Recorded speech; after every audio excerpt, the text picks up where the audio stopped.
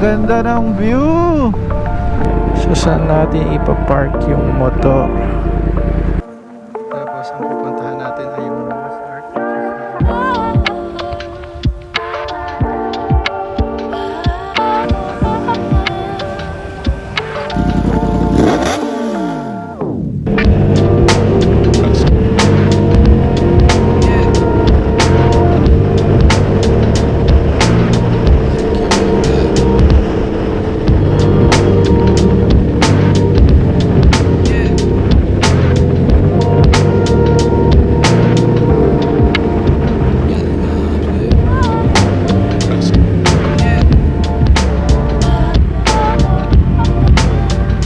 $595.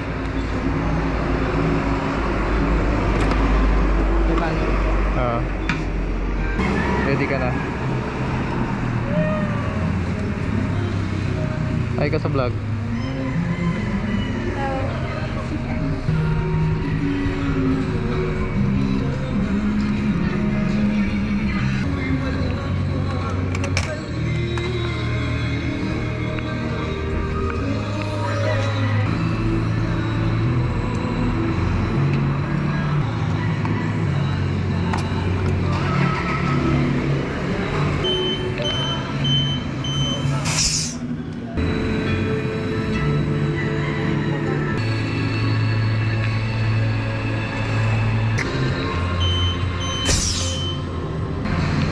At least naka-gloves tayo mga insan, ano? Malinis yan. So good morning mga kaboom.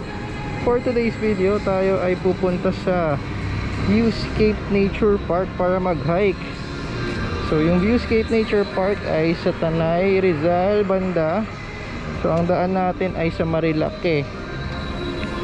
So alam ko karamihan sa inyo familiar na dun sa Marilake. So yun.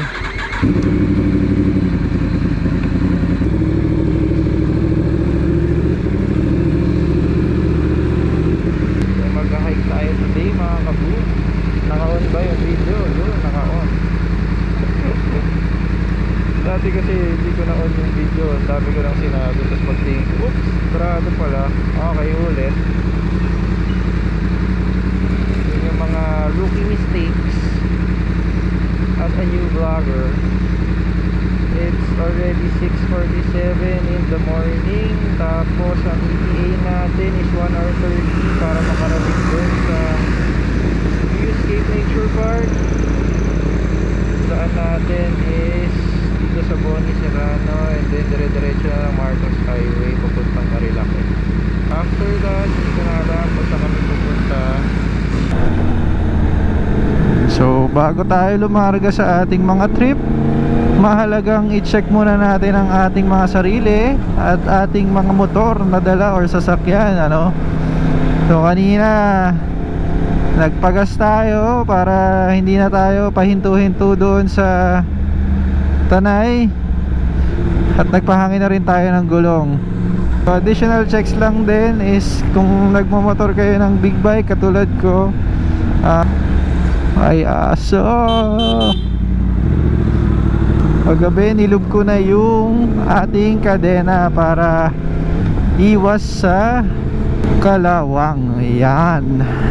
So mga kaboom, today pala is Friday, December 8, and holiday today. So kaya namin natripan mag-hiking. And actually sunod-sunod na rin yung ganap natin for the Christmas party. Halos every week meron. 2 araw pa nga minsan sa isang linggo.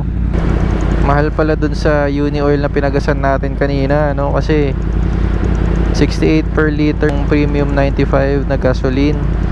Dito sa Metro 59, no? Halos 10 piso din yung difference. Akala ko kasi dadaan tayo sa Aurora Boulevard para dire-diretso na lang, pero dito na lang pala tayo dumaan. So hindi natin siya naisip na daanan. Medyo maluwag-luwag yung kalsada given na 6:50 na. Holiday nga kasi, ano.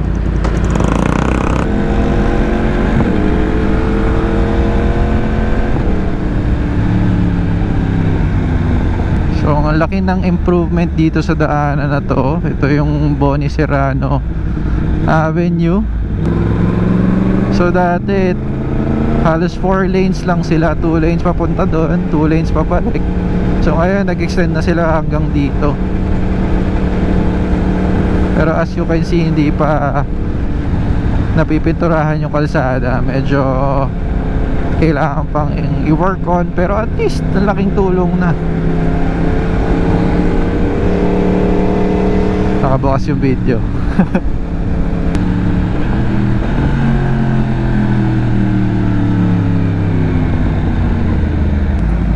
Okay, stop tayo guys. Pero bakit sila gumo-go? Ganun ba yun? Nag-go lang dito? Hindi ko rin alam.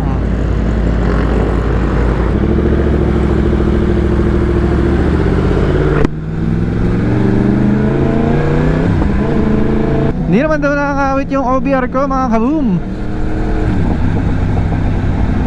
Medyo first time niya today mag long ride. And let's see kung kakayanin niya yung 35 kilometer na ride. So hopefully dire-diretso lang tayo papunta doon kasi holiday naman. And ang kinakatakot ko lang doon is yung Marilake. Kasi ang dami ko napapanood sa Facebook na ang daming sumisemplang doon. So maraming rason, ano, yung iba nag-overshoot sa mga curves. Yung iba naman tumatawid sa kabilang lane tapos nababangga yung kasalubong. Ay naku, Diyos ko. Kahit gaano ka kaingat pero yung kasama mo hindi maingat, yari.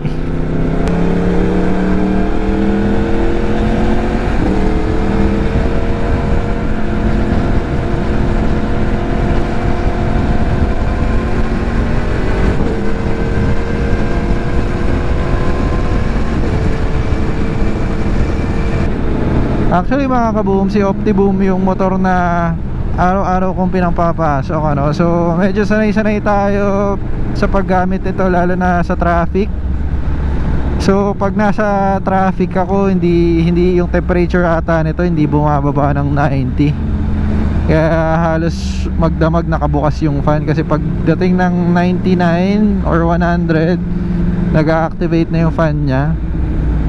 Hindi ko rin nasusulit yung mga features nito, such as yung quick shifter, auto blip, cruise control, and everything nice. Power pop grills pala, ano. Grabe traffic na aga-aga, mga kaboom. What is this? Hanggang saan it is? Ayun sila mami, oh, sa likod. Tayo natin. So family, nakasasakyan sila, kami ni Dana. Nakamotor kasi hindi kami kasya dyan sa Ford territory, diba? So kailangan adjust tayo para makarating tayo doon sa pupuntahan natin. Yeah. So tara, mauna na tayo. Bye bye.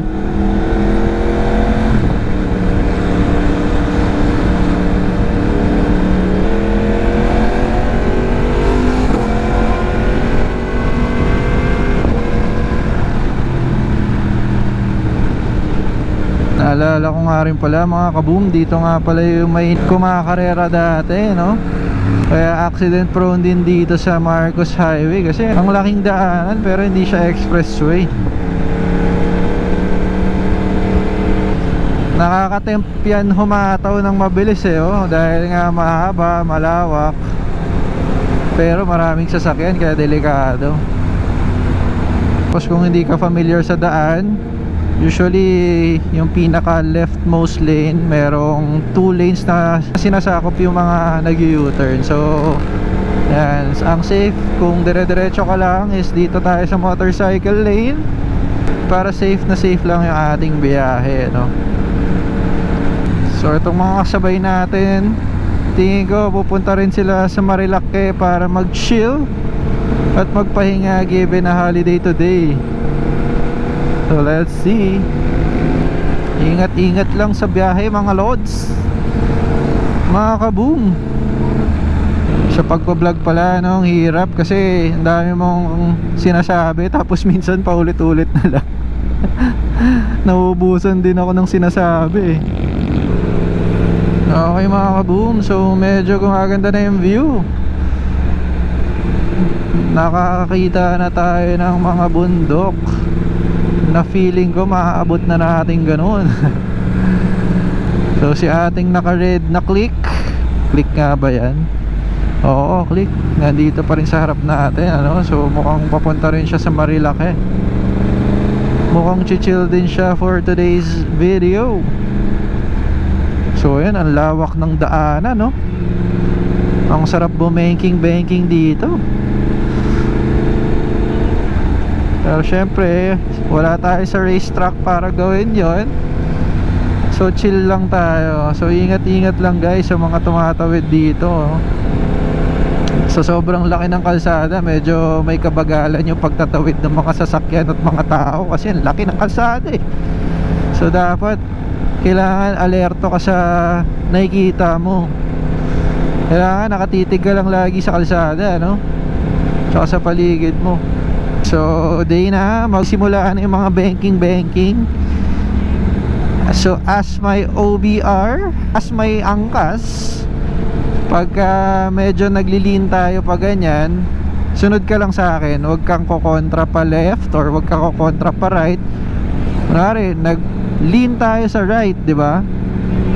Mag-right ka rin, pero huwag ka mas bababa sa akin kasi ako yung nag-steer and nagmamaneuver ng motor. So para makapako kung gaano na tayo kalalim or kung gaano nakababa yung pag-lean natin, kailangan alain tayo parehas. Okay? Grabe talaga si ate, oh. Ang galing na niya magmotor. Yun lang yung advantage ng mga scooter, no? Pagdating sa big bike, kayang-kayang sumingit sa traffic nang walang problema.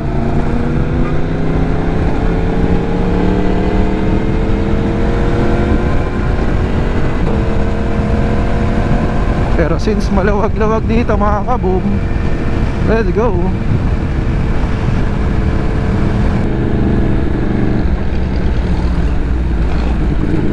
Wah, ang taas ng lubak na yan, ah. Padjak kuya, padjak, let's go. Dati nga pala mga kaboom, no, nagbabike din tayo. So ang bike na gamit natin is mountain bike. Silverback yung gamit ko, naka full suspension din ako noon. Kasi nung college ako, mahilig ako mag-trail. So ang nilalaroan namin dati is sa Fort Bonifacio Army Trail, sa Heroes Trail, and sa Timberland. So na-try ko na rin mag-downhill sa Patisa, no? Pero hindi na naulit kasi medyo mahirap. And budget limited lang tayo noon kasi college pa lang tayo. So sa Patis kasi, pag aakyat ka dun sa bundok, magpapahata ka sa motor for 100 pesos yata. So kada balik mo dun sa tuktok, 100. Pero minsan kinokontrata ka na ng mga nagmo-motor dun, 300 na lang pero only balik, mga ganon. So getting to know about me mga kaboom, ano.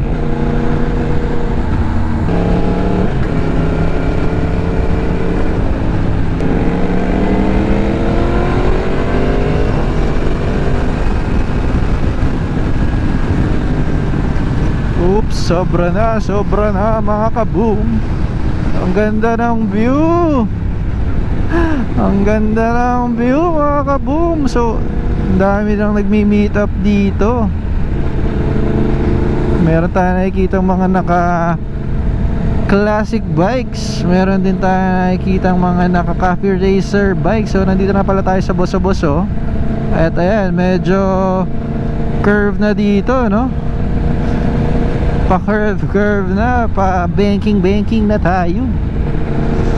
So ayan, ang ganda na naman ng view. Hi din tayo, hi.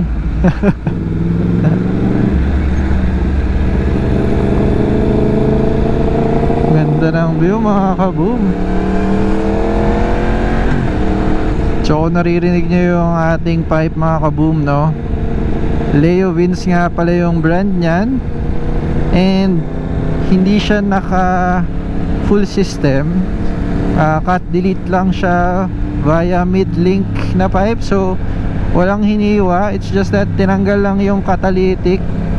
Removable naman siya for MT10, and then pinalitan ng mid-link together with the pipe. So kaya medyo may plema-plema pa siya, or parang nasasamid pa siya, is because hindi pa siya naka-remap or hindi pa siya naka-reflash. Ano bang tawag dun?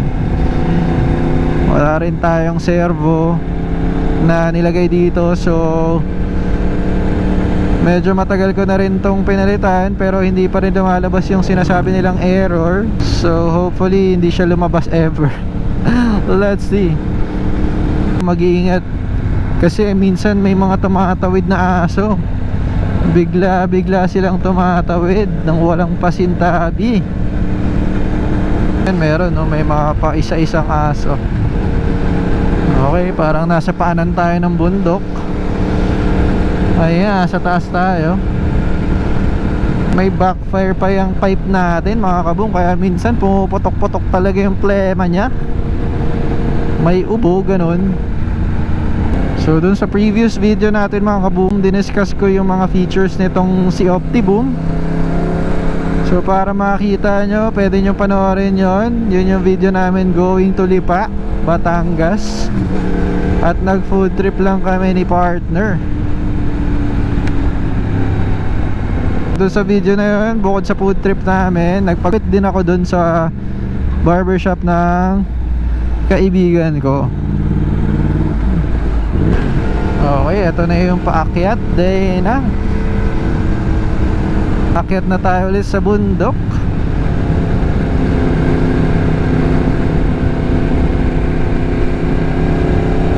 Ayun, oh, minsan tumatawid-tawid yung mga aso na yan eh.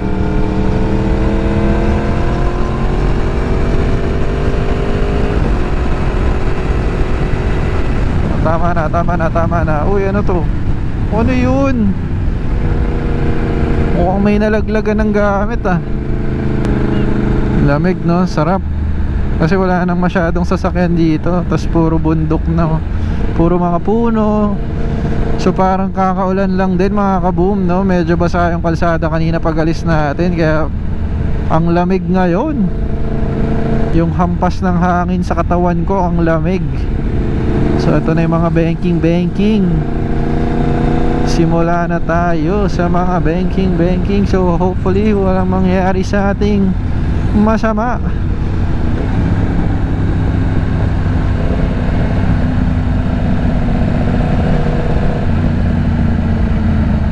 So dahil na sasabihin ko sa'yo yung spot kung saan nagpipicture yung mga tao. So post ka pag pumicture ah, or mag serious face mode gano'n, o kaya attack mode kang ganyan, o kaya gano'n ka. Kasi may mga nagpipicture dito, tapos pinapost nila sa Facebook. Free lang yun. Tapos dun sa spot nila, dun talaga yung medyo naka-banking ka, naka-lean ka, kasi yung spot nila medyo sharp yung curve. So perfect siya for mga bumi-banking para makuna ng picture.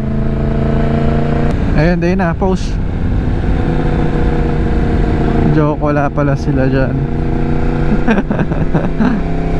Dun pa pala, dun pa. Okay, falling rocks daw mga kaboom. Ingat dito sa pagdaan dito, lalo na kapag maulan. So dati pala, may time na pumunta kami sa Quezon, nakamotor lang ako, Quezon Infanta, no? So yung papunta namin, iba yung dinaanan ko, and then pauwi mula Infanta, Quezon, ang daan ko pabalik ng Manila is itong Marilaki. So that time ang lakas ng ulan, so medyo mabagal tayo, no? And also that's the time na na-reach natin yung 2,000 kilometers kay Dominar 400 UG natin. So pag ganun daw kasi, nawawala na yung RPM limiter pala. Ito dito din na yung ano, yung may mga pumipitik kasi ang bagal natin. Ayun o, may mga nagpipicture. Smile. Marilake is not a racetrack. Ride safe. So ang dami ng reminders dito mga kaboom, no? Dapat takbong pogi ka lang. Iwas-iwas din tayo sa mga banking, ano? Make Marilake safe. Ride responsibly. So ang daming reminders dito mga kaboom. Hindi nagkurang ang local government ng Marilake para i-remind tayo na mag-ingat. Parang gusto ko paunahin yung mga big bike para lang makita natin kung ano yung mga dala nilang motor. Kaso ayaw nila tayong i-overtake. Medyo ngalay na yung ating likod, mukhang di tayo pwede sa Boss Ironman next year, Yung Boss Ironman day na nangyayari siya usually Feb or March. Tapos endurance race siya. Yun ang ZH2, yun ang Honda. Yan, paunahin natin sila. Susunod tayo sa kanila, paunahin natin sila. Wala na, o tara, let's go.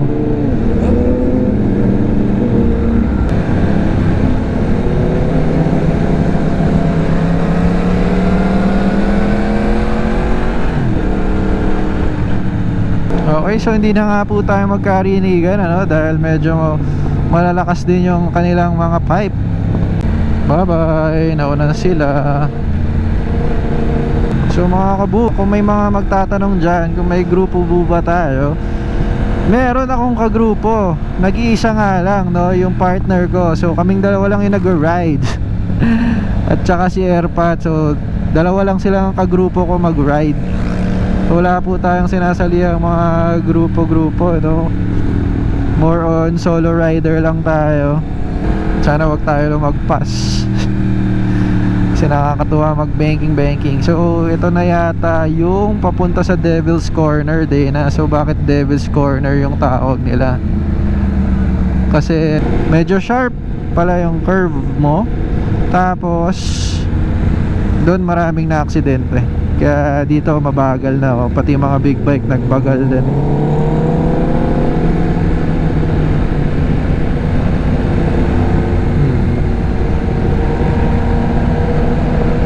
Pero dito maraming tumatambay para mag picture.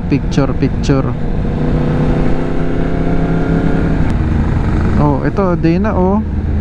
Lady rider again yata. Kasi yung jacket niya, oh, naka Scrambler Ducati. Ang ganda ng motor. Ang galing.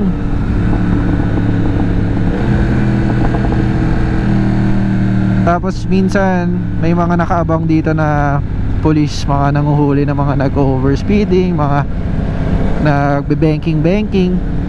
Pagliko mong ganyan, surprise! Yan, dito tumatambay.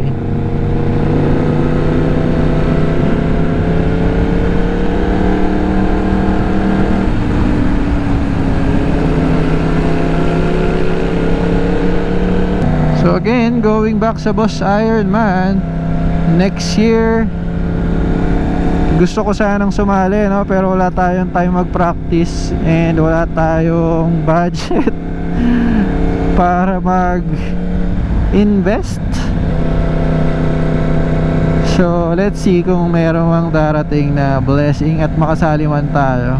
Pero basically yung Boss Ironman day na is yun yung endurance race na pinakamalaking event sa Pilipinas for big bike motorcycles and four wheels. Because yung endurance na yun is nagko-compose ng 1,200 kilometers North Philippine Loop. Starting niya usually sa Pampanga, tapos aakyat ng La Union, tapos aakyat ng Ilocos, Pagudpud, then baba ng Patugigaraw, puntang Nueva Ecija. Yun. So total na tatakbuhin na in kilometers is 1,200. So yun, medyo masakit na yung likod ko ngayon. 35 kilometers pa lang to. Iba talaga ang tunog ng crossplane sa inline 4, no? Mas tahimik tong cross plane.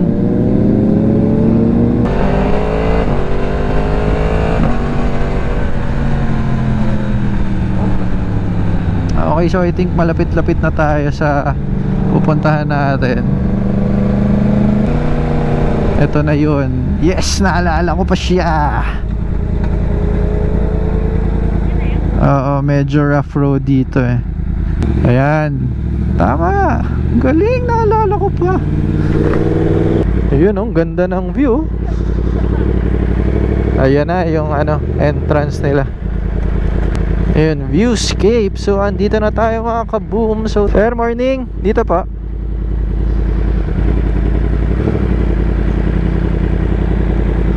So magre-register muna tayo mga kaboom bago tayo umakyat dun sa parking.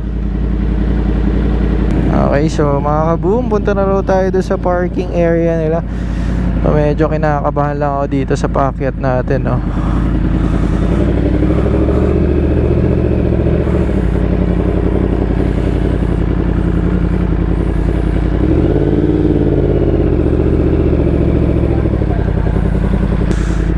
Camp area, viewscape cafe, tent pitching. Dito tayo sa taas. So dito rin kami pumunta na. So saan natin ipapark yung motor? Doon na lang tayo magpark. Ma'am, saan po magpapark? Doon na lang po.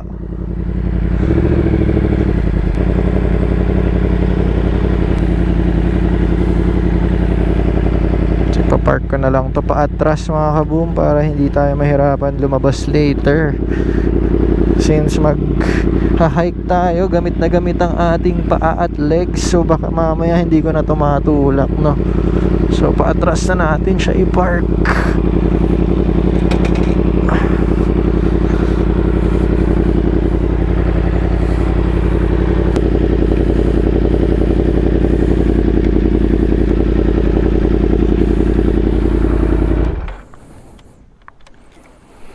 So nandito na tayo sa Viewscape Nature Park. Ito yung Viewscape Cafe nila.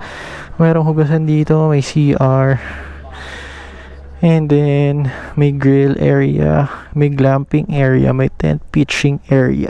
Okay mga kaboom, so ready na po kami mag-hiking.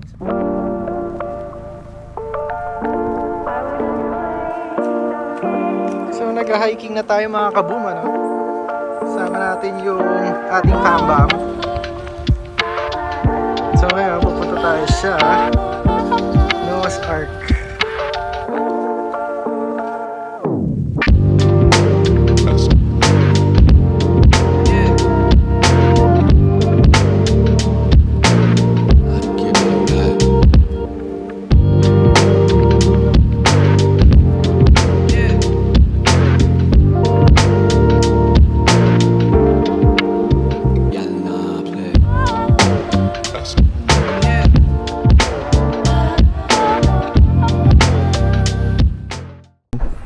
So nakalexin po tayo mga kaboom.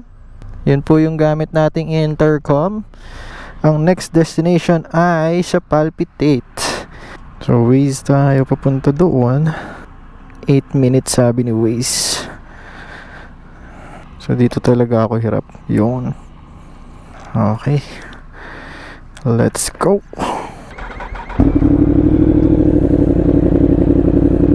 Overall hiking experience, sobrang saya, sobrang nakakapagod and challenging yung mga trails dito, no? Medyo technical yung ibang daanan, but lahat is manageable naman. So let's go na sis.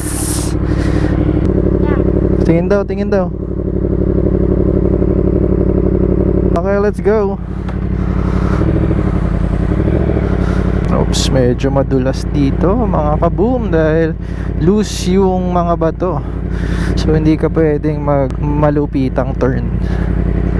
Okay, so hindi na po tayo nakapag video kanina dito dahil naubusan tayo ng battery.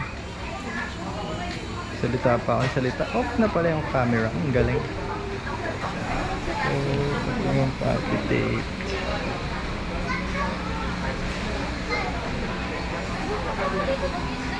Medyo mababa na sa bundok. So meron pa silang taas dito. Multi-floor pala to mga kabum. Ayun, aircon pala dun eh. Kaso walang view. Dito, wala. Nasa baba tayo. Hindi tayo kasya dyan eh.